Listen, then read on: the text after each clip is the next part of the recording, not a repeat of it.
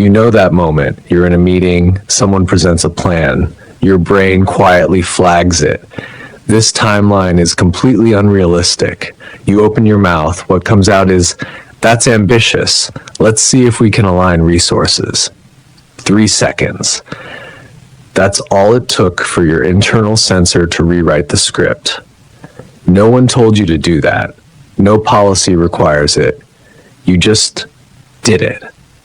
Because you've learned, and the system has a very efficient way of teaching. Let's be clear, this isn't just about courage. It's about conditioning, shaping every response to keep you within the lines. You haven't been silenced. You've been tuned. And the scariest part? You didn't even notice it happening. Not until the moment you dared to speak. Until you try to say something real, and you feel that little catch in your throat. That's not hesitation. That's your punishment-expectancy algorithm running silently in the background.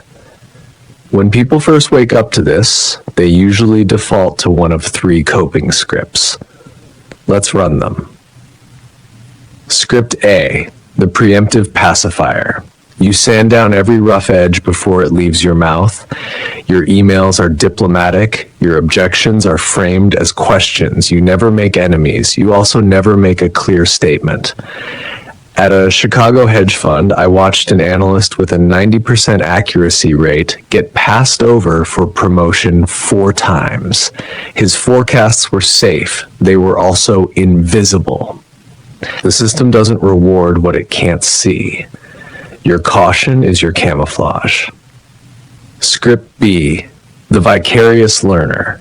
You haven't been burned, but you've seen the smoke. You remember the guy who CC'd senior management on a critical email and spent the next 6 months in a career penalty box. You heard about the engineer who questioned the roadmap and got reassigned to legacy maintenance. So you adjust. You calibrate. You learn to say, progress is on track, when the project is actually listing. At a DC agency, a program manager did this so well that leadership remained blissfully unaware of a 6-month delay. When the dam finally broke, the damage was triple the original estimate. She kept her job. She also kept her silence. The system didn't log her behavior as loyalty, it recorded it as baseline compliance. You can stay hidden, blend in. But blending in is a slow death to your potential. The system doesn't care if you're alive, it just wants you predictable. Script C, the convert. This is the deepest level. You don't just silence yourself, you convince yourself the thought was wrong to begin with. Maybe I don't see the whole picture. Leadership knows something I don't. Perhaps I'm just being negative. At a New York ad agency, a creative director built a 20-year career on never challenging a client brief. She was reliable. She was promoted. She was also the last person in the room to realize that the entire industry had shifted beneath her feet. Her internal censor had become so efficient that it filtered not just her speech, but her perception. She wasn't protecting herself anymore. She was just obsolete. The system had no record of her ever being wrong. It also had no record of her ever being right about anything that mattered. So if fighting, hiding, and converting all come with hidden costs, what's the alternative? You need a diagnostic, not for your courage, but for your environment. Here's a simple 4-stage model to locate yourself. Stage 1, clear signals. You know exactly what triggers the system's negative response. You avoid those triggers, but your internal compass still works. You know what you're not saying. Stage 2, fuzzy boundaries. The signals become ambiguous. You can't reliably tell what's safe anymore. So you adopt a zero-defect policy. You avoid anything that might possibly conceivably offend. You aren't filtering for actual risk. You're filtering for the idea of risk. Stage 3, automated silence. You no longer consciously suppress thoughts. The thoughts don't arrive. Your internal censor has moved upstream, intercepting ideas before they fully form. You still see problems, but they no longer occur to you as things you might say. They're just background noise. Stage 4, the believer. You've internalized the system's criteria. You don't just comply, you endorse. When someone else speaks up, you find yourself thinking, that's not how things are done here. The censor is no longer an external function. It's your own value system. Once you see these stages, your identity shifts. You're not a coward. You're a cartographer. You're mapping the system's sanctioned terrain. And mapping is power. Here's the ancient insight, stripped of its classical costume. Punishment doesn't need to be frequent to be effective. It just needs to be visible and unpredictable. One public execution of a career can train 10,000 observers. You don't need to be the one on the pyre. You just need to see the smoke. And the system is very good at building pyres. So what can you do right now?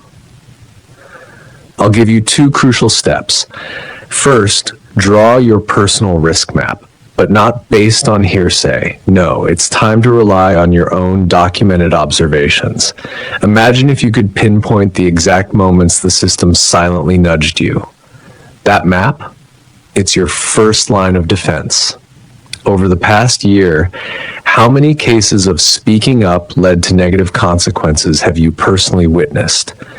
What were the common denominators? Was it the topic, the tone, the recipient? You're not looking for certainty, you're looking for patterns. Second, run a low-risk experiment. Choose a moment where the stakes seem small, perhaps a meeting, a brainstorming session, but don't just observe. Speak up just once in a way you usually wouldn't. It might sound like a small move, but in reality, it's a turning point. Express a mild, fact-based dissent, not a crusade, just one sentence you'd normally suppress. See what happens. You might discover the boundary is further out than you assumed. You might discover it's exactly where you thought. Either way, you're replacing inference with data. That's how you break the cycle of uncertainty generalization.